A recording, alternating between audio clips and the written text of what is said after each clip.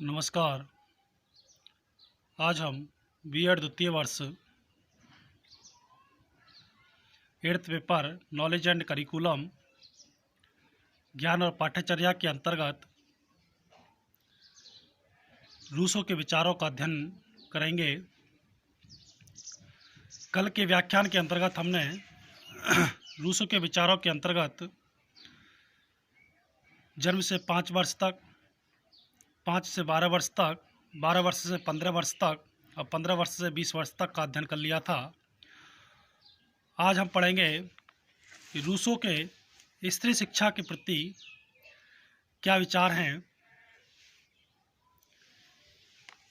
Women education के बारे में रूसो ने क्या कहा। रूसो के स्त्री शिक्षा संबंधी विचारों में प्रगतिशीलता प्रोग्रेसिव का अभाव है। उसके अनुसार स्त्री और पुरुष में जन्मजात वैषम्य है, अतः वह शिक्षा या एजुकेशन के क्षेत्र में स्त्रियों के प्रति बड़ा अनुदार है। वह उन्हें कड़े नियंत्रण में रखने की सहमति या सम्मति देता है। वह किसी भी स्त्री का स्वतंत्र विकास नहीं चाहता है।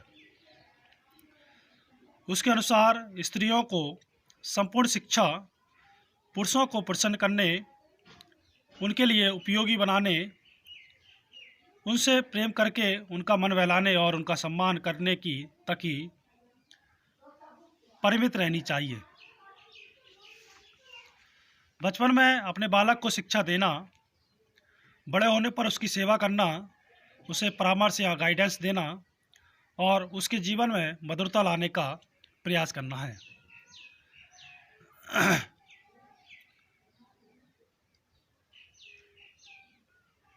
अतः आरंभ से ही उन्हें यह एजुकेशन या शिक्षा दी जानी चाहिए। स्त्री को कला या विज्ञान सीखने की अपेक्षा पुरुष का अध्ययन करना सीखना चाहिए। अतः एमिल की पत्नी सोफिया के लिए उसने पाठ्यक्रम या करिकुलम के विषय में संक्षेप में कहा है, जिसमें सबसे पहले शारीरिक शिक्षा,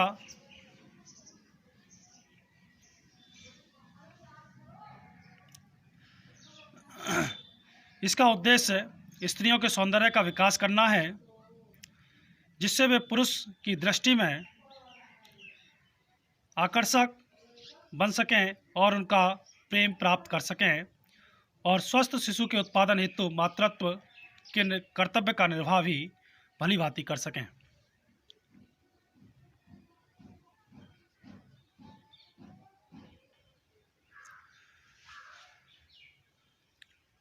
अब बात करते हैं विभिन्न प्रकार की हस्तकलाओं का ज्ञान। उससे पहले था शारीरिक शिक्षा, फिजिकल एजुकेशन।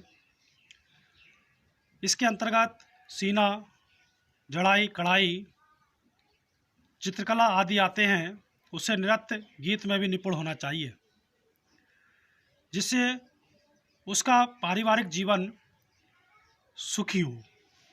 आज्ञाकारिता, उसे पति की आज्ञा का पालन करना और पुरुष के विभिन्न कार्यों में सहयोग देना चाहिए। उसे घरेलू कामों में कुशल और परिश्रमी होना चाहिए और पुरुष के मन का अध्ययन करना चाहिए। उसका कर्तव्य है कि विभिन्न प्रकार के भोज्य पदार्थ तैयार करके अपने पति को प्रसन्न करे और उसके जीवन को सुखद और मधुर बना सके। धार्मिक शिक्षा, रिलीजियस एजुकेशन, प्रत्येक स्त्री को अपनी माता का धर्म अपनाना चाहिए। प्रत्येक पत्नी को अपने पति का, रूसो ने स्त्रियों के लिए विशेष रूप से धार्मिक और नैतिक रिलीजियस एंड मॉरल एजुकेशन का विधान किया है। रूसो की शिक्षा प्रणाली या एजुकेशन सिस्टम का अध्ययन करने से स्पष्ट हो जाता है कि वह पुरुषों की शिक्षा के संबंध में पूर्ण स्वतंत्रता का पक्ष पाती है, किंतु नारी शिक्षा, वुमेन एजुकेशन पर उसने जो विचार व्यक्त किए हैं वे अत्यंत संकुचित हैं। उसने एमिल की शिक्षा में जिन सिद्धांतों की स्थापना की है उनका समर्थन सोफिया की शिक्षा में नहीं किया है। रूसो के अनुसार शिक्षा के सकारात्मक अंग में बचपन में शारीरिक प्रशिक्षण, फिजिकल ट्रेनिंग और ज्ञानेंद्रियों संबंधी प्रशिक्षण, इनेट ट्रेनिंग का स्थान है और इसीलिए उन्होंने बच्चे के नैतिक और बौद्धिक विकास, मॉरल एंड इंटेलेक्चुअल डेवलपमेंट के लिए शारीरिक पौष्टिकता पर प्रायः बल दिया है। उसने कहा कि बच्चे को अच्छा या बुद्धिमान बनाने के लिए आवश्यक है कि उससे व्यायाम करवाइए और उसके पेट को पुष्ट और स्वस्थ बनाइए। जो कुछ वह करता है उसे करने दीजिए, उसे दौड़ने और चिल्लाने दीजिए और उसे गतिमान बनाए रखिए। बच्चे में शक्ति आने दीजिए, फिर वह स्वतः तर्क का आश्रय लेने वाला व्यक्ति बन जाएगा। बच्चे को ज्यों-ज्यों शक्ति और स्वास्थ्य का लाभ होगा, त्यों-त्यों उसमें बुद्धि और विवेक का विकास होगा। रूसो ने एमिल में पुस्तकों द्वारा न सीखकर स्वानुभव, सेल्फ एक्सपीरियंस द्वारा सीखने पर बल दिया, क्योंकि बालक अपने अनुभव द्वारा अधिक सीखता है। वह यह नहीं जानता कि पुस्तकीय ज्ञान क्या होता है, बल्कि यह जानने कि उसे किस प्रकार का ज्ञान प्राप्त करना है। उसी से संबंधित अनुभव प्राप्त होने पर सही ज्ञान प्राप्त किया जा सकेगा। इस प्रकार बालक को प्रकृति के प्रांगण में बैठकर स्वाध्ययन, सेल्फ स्टडी करते हुए देखना चाहते हैं। तो ये था रूसो की शिक्षा या रूसो के विचार शिक्षा के प्रति क्या हैं, इसका अध्ययन हमने किया। अब हम अध्ययन करेंगे जॉन डीवी के विचारों का। डीवी के क्या विचार हैं? जॉन डीवी का विचार है कि बालक कुछ जन्मजात शक्तियों के साथ पैदा होता है। समाज में रहते हुए वह नए नए अनुभवों, एक्सपीरियंस को प्राप्त करता है, जिनसे उसकी नैसर्गिक शक्तियाँ विकसित होती हैं। इससे वह प्राकृतिक, फिजिकल और सोशल एनवायरनमेंट पर नियंत्रण करने का प्रयास करता है और जो संभव है उसे पाने का प्रयास करता है। इसी दृष्टिकोण के आधार पर जॉन डीवी ने शिक्षा को परिभाषित करने का प्रयास किया। जॉन डीवी के अनुसार शिक्षा अनुभवों के सतत पुनर्निर्माण के माध्यम से जीने की प्रक्रिया है, प्रोसेस है। यह व्यक्ति में उन समस्त क्षमताओं का विकास है जो उसे अपने पर्यावरण पर नियंत्रण रखने और अपनी संभावनाओं को पूर्ण करने के समर्थ बनाता है। Education is the process of living through a continuous reconstruct of experiences.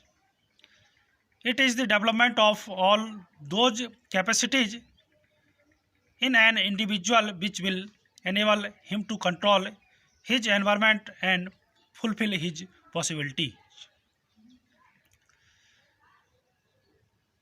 वहीं शिक्षा का अर्थ समाज की विशिष्ट आदतों को ग्रहण करना, प्रतिक्रिया और व्यवहार के तरीके जिसके कारण बच्चा मनुष्य बनता है, अर्थात बच्चे का सामाजिक और व्यक्तिगत विकास होता है। Education consists in acquisition of characteristics, social habit, response, modes of conduct that make the child human and at the same time individual. अपनी दार्शनिक विचारधारा के आधार पर जॉन डीवी ने शिक्षा का आमूल परिवर्तन करने के लिए नवीन शिक्षा सिद्धांतों का प्रतिपादन किया। शिक्षा अनुभव और विकास का एक साधन है जिसमें आदान प्रदान और सहयोग की क्रिया निहित होती है। शिक्षा स्वयं ही जीवन है, वह जीवन के लिए तैयार नहीं है। इसका अर्थ है कि शिशु जब स्कूल में प्रवेश करता है उस समय भी उसकी अवस्था के अनुरूप उसकी आवश्यकताएं रहती हैं। उन आवश्यकताओं की उसी समय पूर्ति करते हुए चलना ही वास्तविक शिक्षा है। पढ़ोगे तो आगे बढ़ोगे और ये तुम्हारे ही काम आएगा, जो सीखते रहोगे तुम्हारे काम आता रहेगा। जॉन डीवी का सिद्धांत या प्रिंसिपल है जॉन डीवी के अनुसार आगे काम आने वाले विषय पढ़ाने के बदले स्कूल का काम यह है कि छात्रों की रुचि या इंटरेस्ट के अनुसार उनकी शक्तियों का विचार किया जाए, जिससे अपने वातावरण पर अधिक कुशलता से नियंत्रण कर सके। जॉन डीवी ने शिक्षा को आजीवन चलने वाली ऐसी प्रक्रिया प्रोसेस माना है जिससे बालक की शक्तियों का निरंतर विकास होता चलता है। डीवी के शैक्षिक विचारों में काम की प्रक्रिया या प्रोसेस के दौरान छात्र के पर्सनैलिटी या व्यक्तित्व का परीक्षण होता था, जो इसी में विकसित होता है। इस प्रकार सीखने से छात्र उस सीखने की प्रक्रिया को नज़रअंदाज नहीं कर सकते थे और उन्हें इस्तेमाल करने के वास्तविक तरीकों को जानकर वे सृजनात्मक कल्पना, तार्किक सोच और वास्तविकता की समझ का विकास करने का भी प्रशिक्षण ले लेते थे। जैसे स्कूल में प्रशिक्षण या ट्रेनिंग देने के लिए चाहे कितनी ही ज्ञानेंद्रियां विषयक शिक्षा क्यों न दी जाए, वह किसी पेशे को पूरी दिलचस्पी में उसमें लीन होकर करने की तत्परता से